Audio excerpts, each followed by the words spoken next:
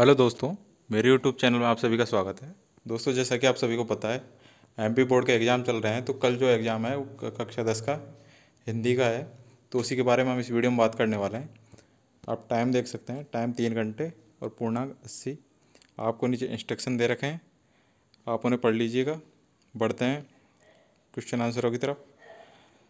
तो आप खंड कह देख रखे हैं, उसमें एक पैसेज दे रखा है जिसको गद्यांश बोलते हैं। उसको पढ़ के आपको क्वेश्चन क्या आंसर देने हैं, जिसमें 4 क्वेश्चन है 2-2 नंबर के और 2 क्वेश्चन है 1-1 नंबर के।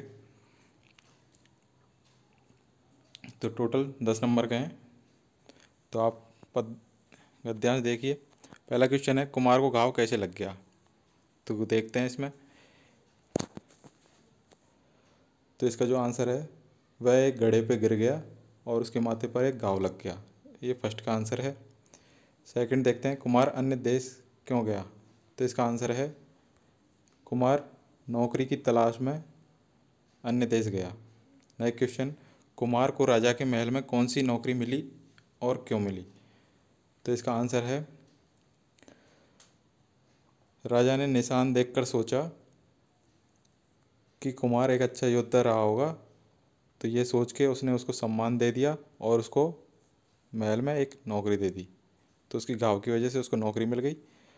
नेक्स्ट क्वेश्चन है, राजा ने कुमार को अतिरिक्त सम्मान देकर देना क्यों शुरू किया। तो इसका वही आंसर है जो अभी बताया। थर्ड और फोर्थ के सेम आंसर हैं। फिफ्थ क्वेश्चन है, आपको एक गद्यांश पढ़कर क्या सीख मिलती है। तो इसको गद्यांश पढ़ के हम अपने विचार रख सकते हैं कि अलग अलग कि सबके अपने अपने विचार होते हैं कि किसके क्या सीख मिलती है, किसी को क्या सीख मिलती है। तो किसी को ये सीख मिलती है कि कभी भी किसी की किस्मत खुल सकती है, या फिर सबके अकॉर्डिंग है। तो आप कमेंट सेक्शन में बता सकते हैं आपको क्या सीख मिलती है। और सिक्स क्वेश्चन है, उपयुक्त गद्यांश को उचित शीर्षक दें। तो आप इसका शीर्षक भी दे सकते हैं पूरा गद्यांश पढ़ के। बढ़ते नेक्स्ट क्वेश्चन की ओर। आई होप आप स्क्रीनशॉट ले रहे होंगे। नेक्स्ट क्वेश्चन खंड है व्यवहारिक व्याकरण है इसमें, जिसमें निर्देशानुसार उत्तर दीजिए। इसमें एक कमरे में एक पुरानी घड़ी पड़ी है, इसको मिश्र वाक्य में रूपांतरित करना है। तो इस रूपांतरण करने पर बनेगा, मेरे मेरे पास मेरा एक कमरा है और उसमें एक पुरानी घड़ी है। ये रूप मिश्र वाक्य हो गया। एक क्वेश्चन है, वह बाजार गया क्योंकि उसे पुस्तकें खरीदनी थी। रचना की दृष्टि से वाक्य प्रकार बताइए।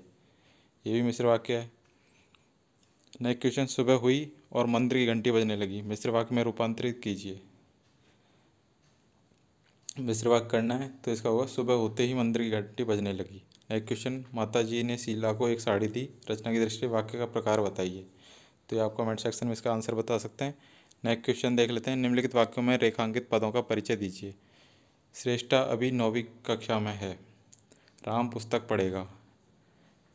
वह नित्य घूमने जाता है।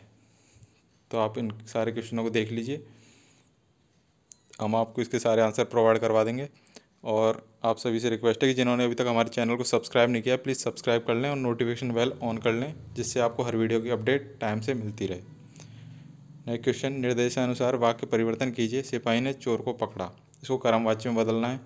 नेक्स्ट क्वेश्चन है, काव्यांश दे रखा है आपको और इसमें बताना है इसमें कौन सा प्रयुक्त रस है। अंशुवन जल सींची सींची, प्रेम बेली बोई, मीरा की लगन लागी, होनी सो होई। शीश पर गंगा से, भुजनी भुजंगा से, हास ही को दंगा भयो, नंगा के विवाह में। थर्ड है, शोक किस रस का स्वामी भाव है। आप सबको इसके आंसर बताने हैं। अगर आपको आंसर आते हैं तो कमेंट सेक्शन बता दीजिए, बाकी हम आपको आंसर तो प्रोवाइड करवा ही देंगे। नेक्स्ट क्वेश्चन, ये भी गद्यांश है, आपको गद्यांश पढ़ना है पूरा और आंसर देना है। जैसे मनु भंडारी के पिता की गिरती आर्थिक स्थिति का उन पर क्या प्रभाव पड़ा, आपको गद्यांश में इसका आंसर मिल जाएगा।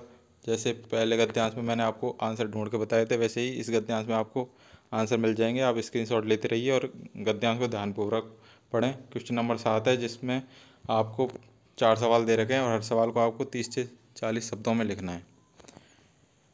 गद्यांश से रिलेटेड ये नेक्स्ट क्वेश्चन 4 प्रश्न दे रखे हैं, इसको भी 30-40 वर्डों में लिखना है। तो आप इनके स्क्रीनशॉट लेते रहिए। क्वेश्चन नंबर 8, ये काव्यांश है। जो है मुख्य गायक के चट्टान जैसी भारी स्वर का साथ देती, वह आवाज़ सुंदर कमज़ोर कांपती हुई थी। वह मुख्य गायक का छोटा भाई है या उसका शिष्य। ये एक तरीके से काव्यांश है पूरा, आप इसको लय में भी गा सकते हैं। लेकिन अभी आपको सवाल याद करना है तो आप स्क्रीनशॉट लेते रहिए और क्वेश्चनों के आंसर निकालिए। ये इंपॉर्टेंट क्वेश्चन है, कल के पेपर में आ सकते हैं, तो आप ध्यानपूर्वक पढ़िए इन्हें। ये पत्र लेखन है, आपको पत्र लिखना है। इसमें 2 दे रखे हैं आपको दोनों में से एक लिखना है जो आपको आता हो। पहला है बीमारी के कारण परीक्षा न दे सकने पर प्रधानाचार्य को चिकित्सा अवकाश के लिए आवेदन पत्र लिखना है। तो जैसे आप आवेदन पत्र लिखते हैं सेवा में श्रीमान प्रधानाचार्य जी, वैसे आपको आवेदन लिखना है। अगर ये नहीं आता है तो आपको रुपये मंगवाने के लिए पिताजी को पत्र लिखना है। ये लेटर है, ऊपर वाला प्रार्थना पत्र है। ये पिताजी को लिखना है कि पिताजी मैं ठीक हूँ, मेरे पास पैसों की कमी पड़ गई है, पुस्तकें नहीं है। जैसे भी आप लिखना चाहें वैसे लिख सकते हैं। नेक्स्ट क्वेश्चन है वो 25 से 30 शब्दों में लिखना है आपको। ठंड के लिए प्रयोग किए जाने वाले गर्म कपड़ों के लिए विज्ञापन बनाइए या फिर चाय पत्ती के लिए विज्ञापन बनाइए। ये थे कुछ इंपॉर्टेंट क्वेश्चन। तो आपको आज का सेक्शन कैसा लगा कमेंट सेक्शन में बताइए। और जिन्होंने अभी तक हमारे चैनल को सब्सक्राइब नहीं किया प्लीज़ सब्सक्राइब कर लें और नोटिफिकेशन बेल को ऑन कर लें, जिससे आपको हर वीडियो की अपडेट टाइम से मिलती रहे। मिलते हैं नेक्स्ट वीडियो में। धन्यवाद।